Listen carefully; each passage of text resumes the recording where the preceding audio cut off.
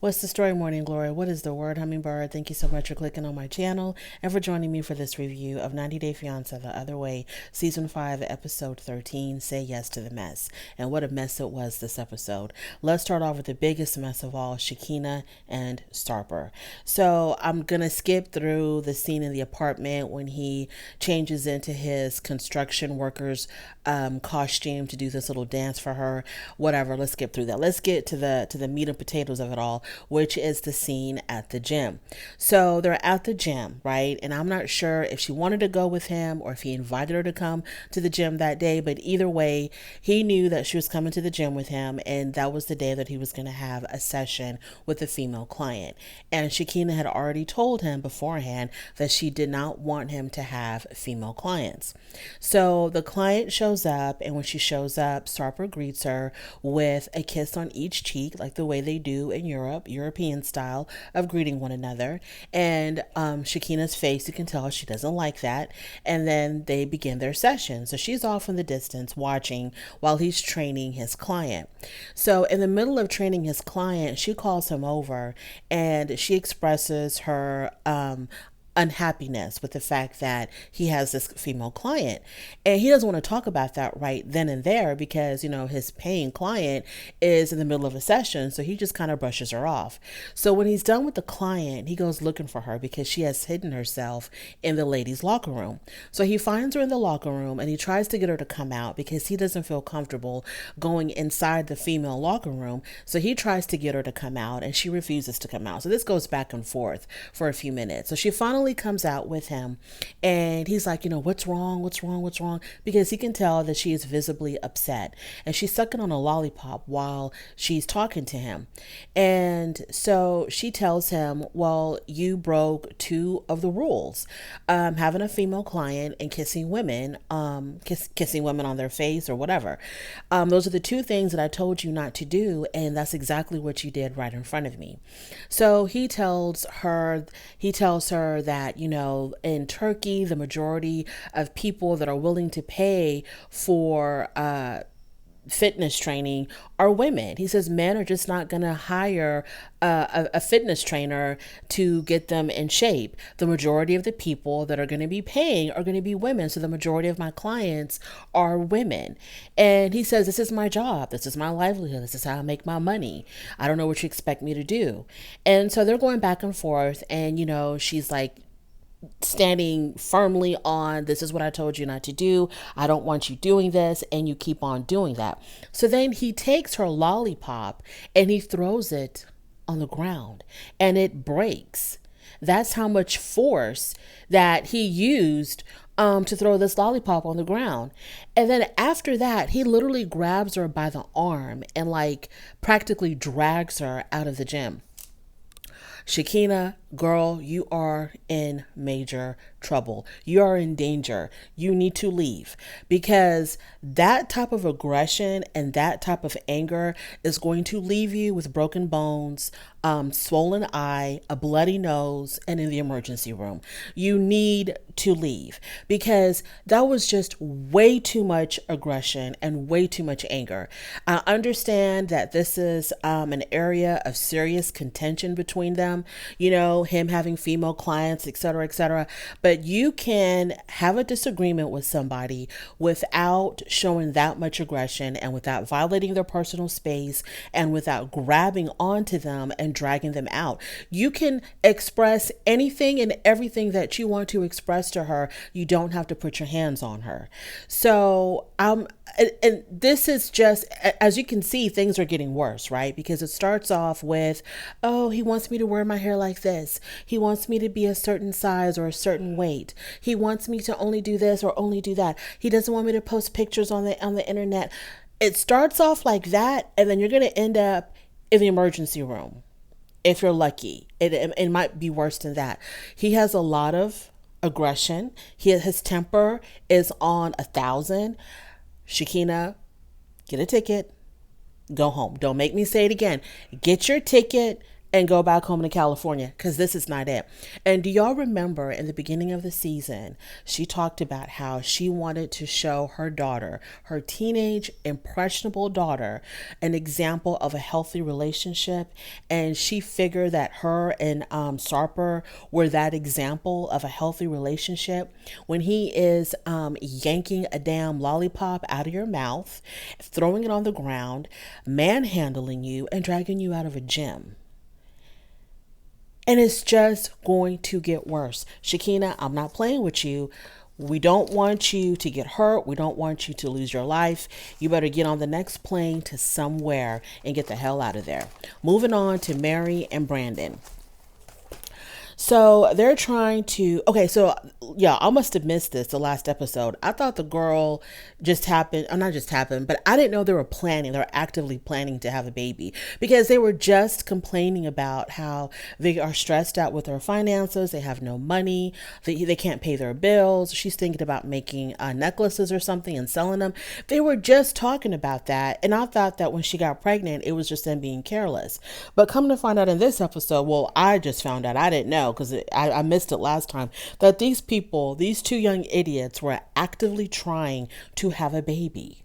And I'm thinking to myself, why? Y'all just met. Y'all are not even married. Your grandparents are super duper strict. Y'all have no money.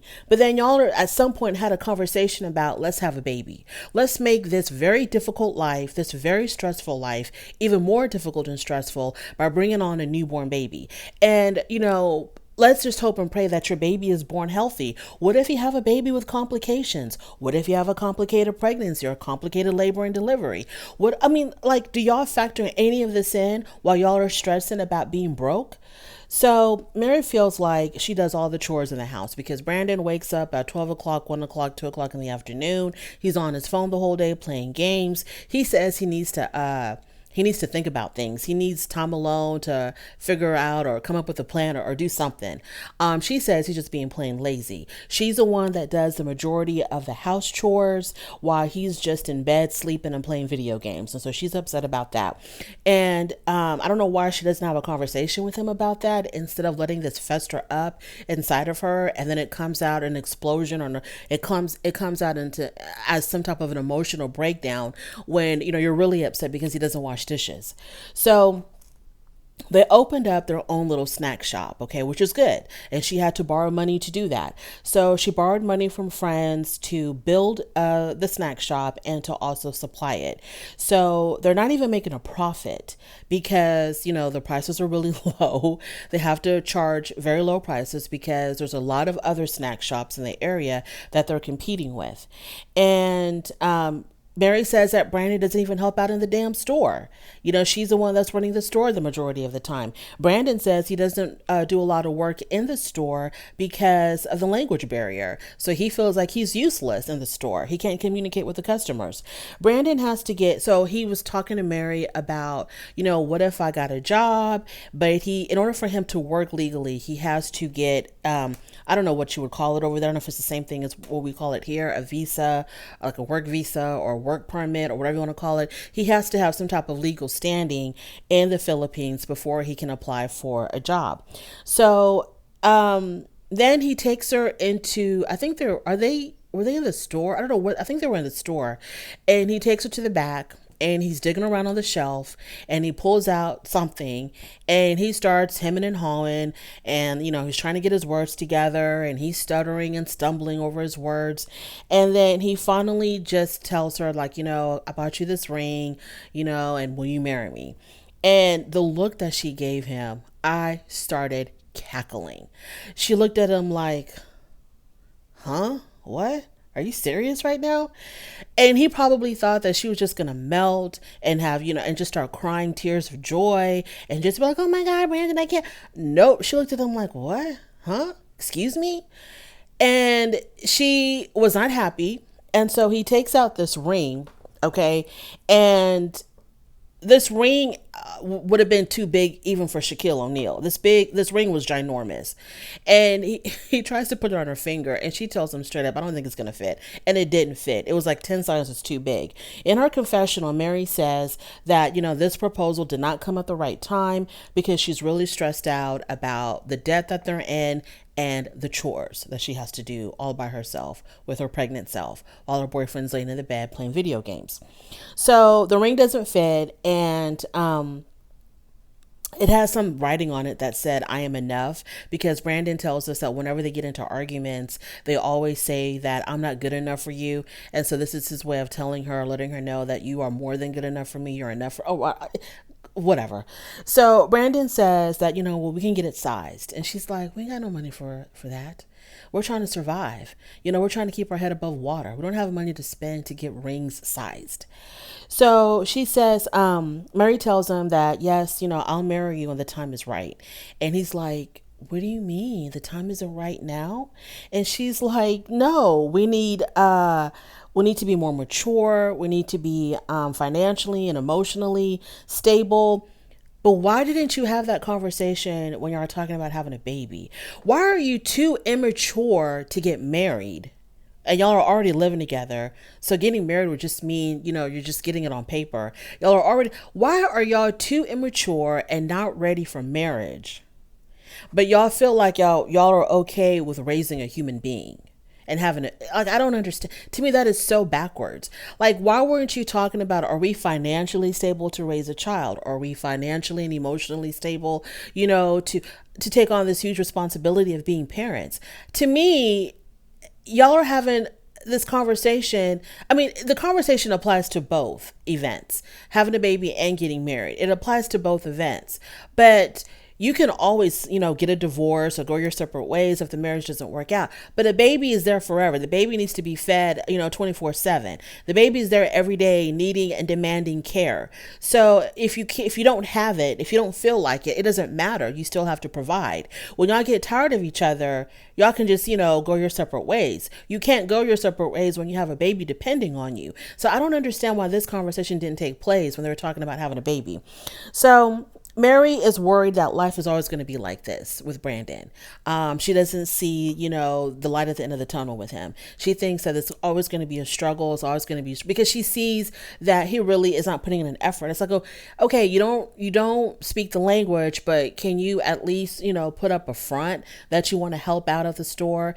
You don't need to speak Filipino to help out around the house. So what's your excuse for not helping out around the house? And your girlfriend's pregnant and you're not doing anything to help her out. So she's worried that, yeah, exactly, Mary, this is going to be your life.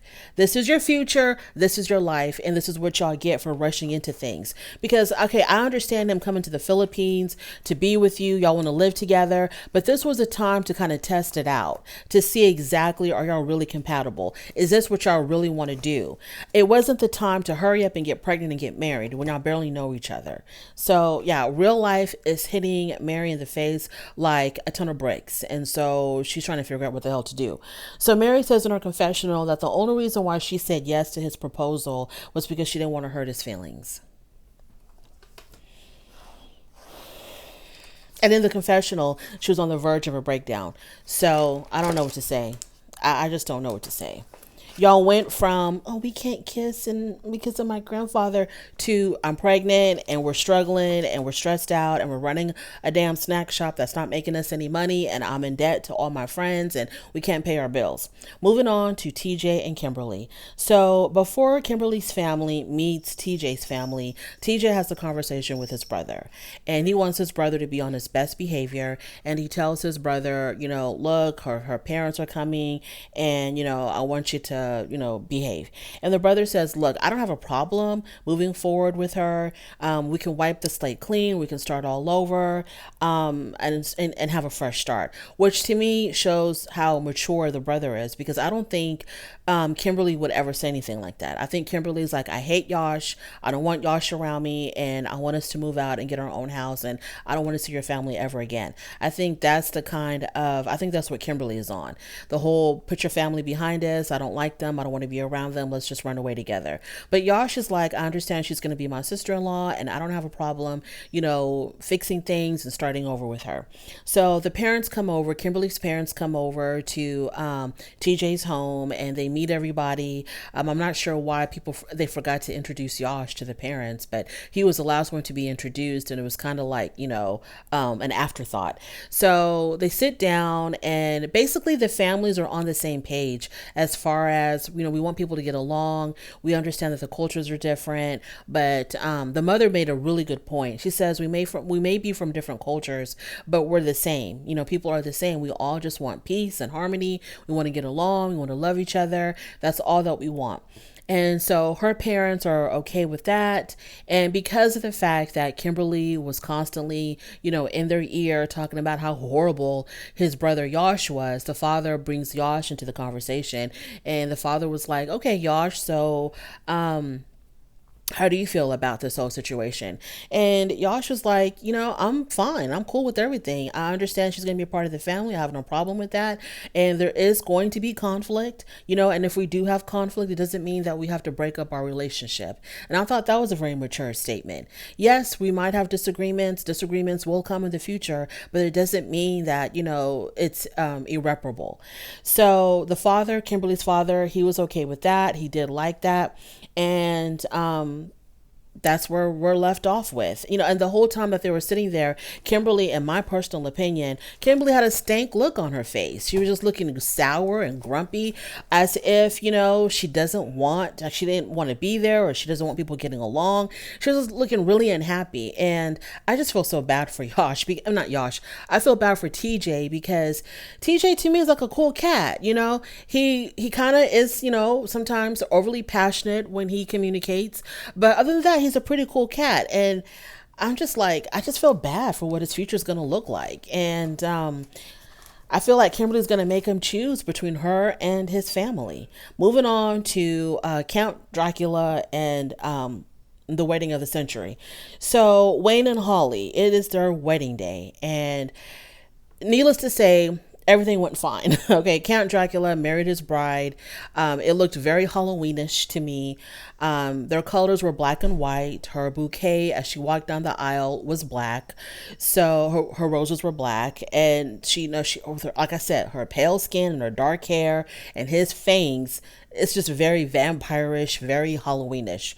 So, the wedding was delayed for an hour, as of course, waiting for, like, she missed her eyelash appointment and she had to fix her dress, all the things that happen before you get married. But it all went off perfectly. It was beautiful. They got married. They're happy. And now, I guess after that, they went back into their coffins, waiting for the sun to set. I don't know. So everything went fine with them. And that's my review. Thank you so much for joining me. I really do appreciate it on your way out. Please don't forget to rate the video if you like this content, subscribe to my channel, and I'll definitely talk to you later. Bye.